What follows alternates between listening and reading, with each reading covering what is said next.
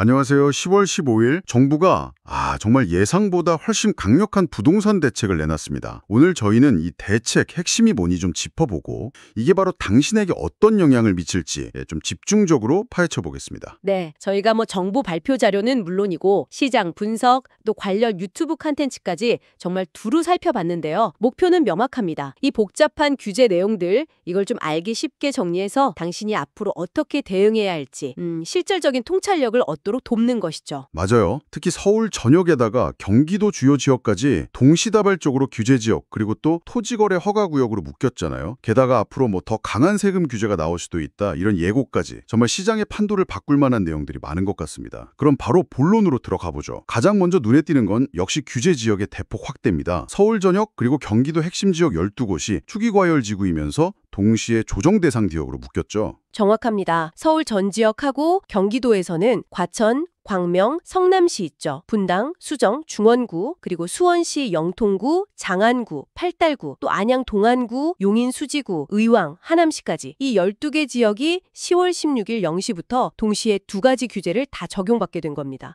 상당히 광범위하죠. 정말 넓네요. 근데 이 조정 대상 지역 지정 이게 왜 이렇게 중요하게 봐야 하는 건가요? 단순히 이름표 하나 더 붙는 게 아니라 세금 부담하고 바로 연결된다. 이 점 때문이겠죠. 바로 그 점이 핵심입니다. 조정 대상 지역이 되면 여러 세금 관련 규제가 크게 강화되거든요. 몇 가지만 좀 중요한 변화만 짚어보면요. 첫째, 집을 살 때 내는 취득세 부담이 커집니다. 조정 대상 지역 안에서 2주택제를 사면 8%, 3주택 이상이면 무려 12%의 취득세율이 적용돼요. 와, 12%요? 예를 들어 10억짜리 집을 3주택자가 산다고 하면 취득세만 1억 2천만 원이라는 거네요? 이야, 이거 정말 상당한 부담인데요? 그렇죠. 부담이 크죠. 둘째는 이제 집을 팔 때 내는 양도소득세입니다. 다주택자가 조정 대상 지역 안에 있는 주택을 팔면 양도세가 중과되고요. 또 오래 보유했다고 세금 깎아주는 거 있잖아요. 장기 보유 특별공제, 이 혜택도 못 받게 됩니다. 다만 이 규제는 현재 2020년 5월 9일까지 한시적으로 적용이 유예된 상태이긴 합니다.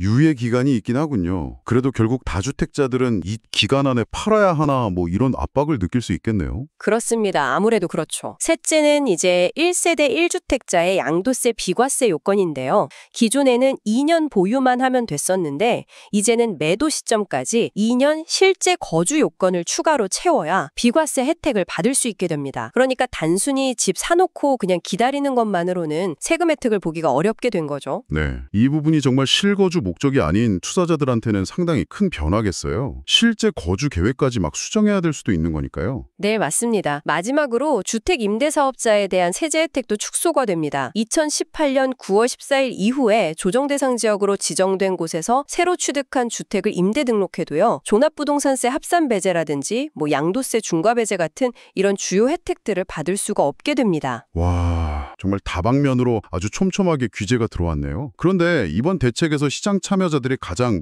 충격적으로 받아들이는 건 아무래도 토지거래 허가구역 지정 같아요. 이것도 서울 전역이랑 경기도 12개 지역, 거기 아파트에 해당된다고요? 네, 맞습니다. 앞서 말씀드린 규제 지역하고 동일한 지역이에요. 서울 전역 그리고 경기 12개 시구 안에 있는 아파트, 그리고 같은 단지 내에 연립 다세대도 포함입니다. 이게 대상이고요. 지정 기간은 10월 20일부터 2026년 12월 31일까지입니다. 여기서 좀 주의하실 점이 조정 대상 지역 효력 발생일은 10월 16일이고 토지거래 허가구역 시행일은 10월 20일로 날짜가 좀 달라요. 날짜가 다르군요. 그럼 이 토지거래 허가구역으로 묶이면 구체적으로 어떤 점이 달라지는 건가요? 이건 세금 문제하고는 또 다른 차원의 규제인 것 같은데요. 가장 큰 변화는 두 가지입니다. 첫째, 2년간의 실거주 의무가 생깁니다. 둘째는 주택 거래를 할 때 사전에 허가를 받아야 한다는 점이에요. 이 실거주 의무는요, 아까 말씀드린 그 양도세 비과세를 위한 2년 거주 요건하고는 좀 성격이 달라요. 어떻게 다른가요? 양도세 요건은 그냥 매도 시점까지만 채우면 되는 거지만 이 토지거래 허가구역의 실거주 의무는 집을 산 뒤에 통상 6개월 이내에 바로 전입해서 2년간 살아야 하는 훨씬 더 강력한 규제라고 할 수 있습니다. 바로 들어가서 2년을 꼬박 살아야 한다.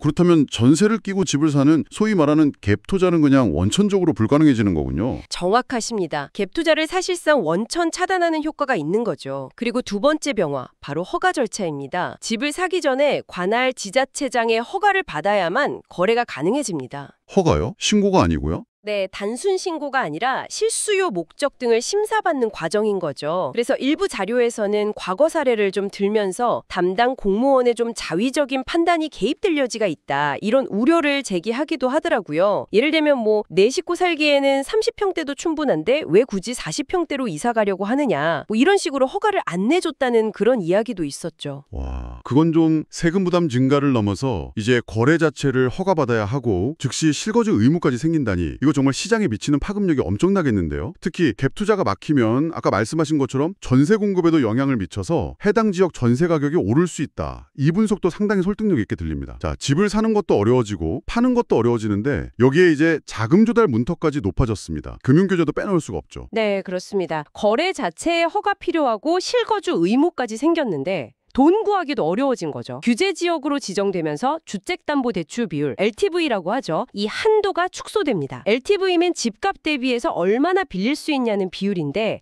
예를 들어 비규제 지역에서는 70%까지 가능했다면 이번에 지정된 투기과열지구 조정 대상 지역에서는 이게 한 40% 수준으로 낮아질 수 있습니다. 집값의 40%까지만 대출이 나온다. 그러면 자기 자본 비중이 훨씬 커져야 하니까 구매력이 크게 위축될 수밖에 없겠네요. 맞습니다. 거기에 더해서 총부채 원리금 상환 비율 DSR 규제도 강화됩니다. DSR은 이제 소득 대비해서 갚아야 할 모든 대출 원리금 비율을 따지는 건데요. 특히 여기서 주목할 점은 기존에는 적용되지 않았던 1주택자의 전세자금 대출. 여기에 대해서도 DSR 규제가 적용되기 시작한다는 점입니다. 1주택자 전세 대출에도 DSR이요. LTV 축소에 더해서 집이 한 채 있는 사람이 전세자금 대출 받을 때도 소득을 따져서 한도를 정한다면 와, 이거 정말 자금 조달 계획에 어려움을 겪는 분들 많아지겠네요. 그야말로 돈 빌리기가 훨씬 더 팍팍해지는 셈이군요. 정말 숨막히는 규제들의 연속인데요. 그런데 이번 발표에서 정부가 앞으로 부동산 세제 합리화 방안을 마련하겠다 이런 언급도 했어요. 이게 혹시 뭐랄까 진짜는 아직 시작도 안 했다 이런 신호로 해석될 여지도 있을까요? 합동 TF를 구성해서 종합적인 부동산 세제 개편안을 검토 중이다. 이렇게 공식적으로 밝혔거든요. 보유세, 그러니까 종합부동산세나 재산세, 그리고 거래세인 취득세, 양도세 조정, 그리고 특정 지역으로 수요 쏠리는 거 완화하는 방안, 이런 것들이 다 검토 대상입니다. 혹시 어떤 방향으로 검토하겠다 이런 원칙 같은 것도 좀 제시됐나요? 네, 생산적인 부문으로 자금을 유도하겠다. 그리고 능력에 따른 부담 원칙, 즉 응능 부담 원칙을 지키겠다. 또 국민 수용성을 확보하겠다. 이런 방향 등을 고려하겠다고는 했습니다. 하지만 일부 분석 자료나 유튜브 콘텐츠를 보면요. 이번 15.10 대책의 강도를 봤을 때 이런 원론적인 언급 너머에 훨씬 더 파격적인 내용이 숨어 있을 수 있다. 이렇게 보기도 하더라고요. 빠르면 내년 2026년 7월쯤 발표될 걸로 예상되는 이 개편안에 현재 시장의 예상을 뛰어넘는 예를 들면 국도 보유세 신설 같은 아주 급진적인 시나리오까지 거론되고 있는 상황입니다. 이야, 국토 보유세까지요? 그야말로 진짜 폭탄은 아직 안 터졌을 수도 있다 이런 거군요. 그렇다면 이렇게 강력한 규제들이 당장 시장에는 어떤 영향을 미칠 것으로 보십니까? 단기적으로는 거래 절벽에 가까운 위축이 불가피해 보입니다. 특히 토지거래 허가구역으로 묶인 서울 전역과 경기도 12개 지역은요. 갭 투자가 막히면서 매수 심리가 급격히 냉각될 가능성이 크죠. 다만 그 시행일인 10월 20일 전까지 5일간 10월 15일부터 19일까지요. 이른바 5일장 현상이 나타나서 갭 투자를 하려는 막차 수요가 일시적으로 몰렸을 가능성도 제기되긴 했습니다. 그 짧은 기간에 얼마나 많은 거래가 성사됐을지는 좀 지켜봐야 알겠죠. 매물은 좀 나올까요? 양도세 중과 유예기간 종료가 2026년 5월 9일로 다가오고 있는데요. 다주택자들이 유예기간 전에 매물을 내놓을 유의는 분명히 있습니다. 하지만 토지거래 허가구역 지정 때문에 매수자를 찾기가 매우 어려워졌어요. 매수자가 실거주 요건도 충족해야 하고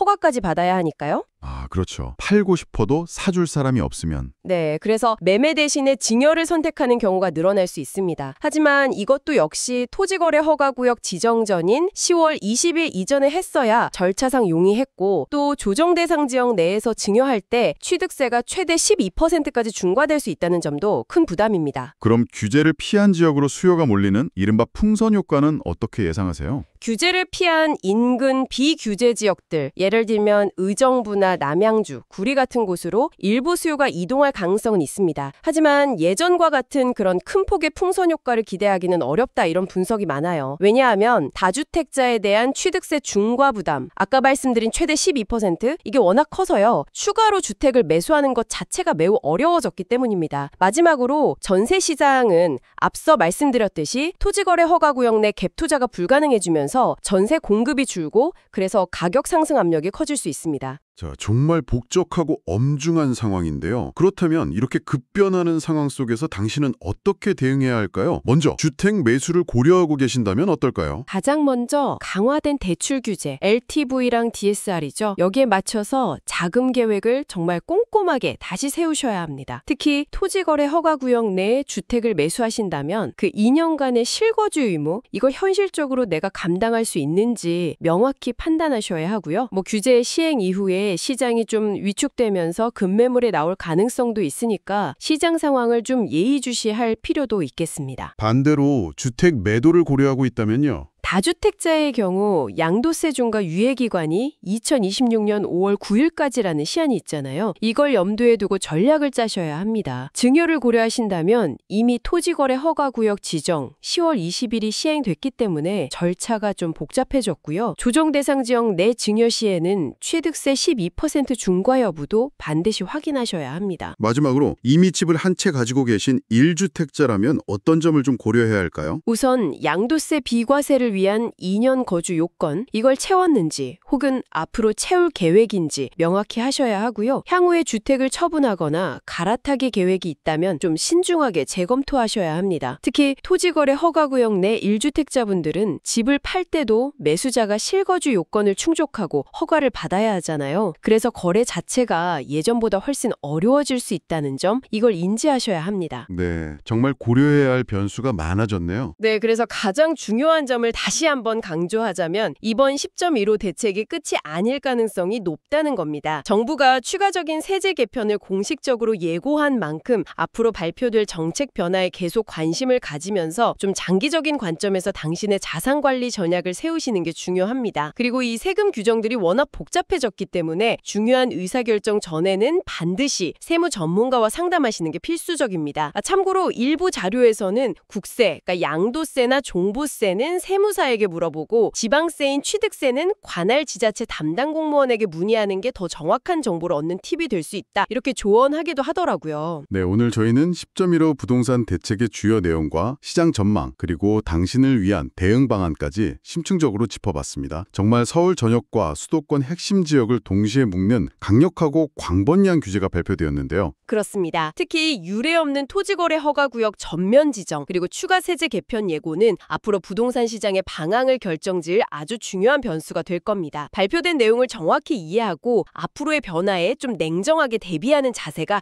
그 어느 때보다 필요해 보입니다. 네, 마지막으로 당신에게 생각해볼 질문 하나를 던지면서 마무리하겠습니다. 이렇게 강력한 부동산 규제가 연이어 나온다면 정부가 유도하고자 하는 생산적인 부문으로의 자금 이동은 과연 어떤 모습으로 나타날까요? 그리고 그 변화 속에서 당신의 자산을 안전하게 지키고 또 불려나갈 수 있는 대안은 무엇일지 한번 깊이 고민해 보시면 좋겠습니다. 오늘 저에게 준비한 내용은 여기까지입니다. 다음에 더 유익한 정보로 찾아뵙겠습니다. 감사합니다.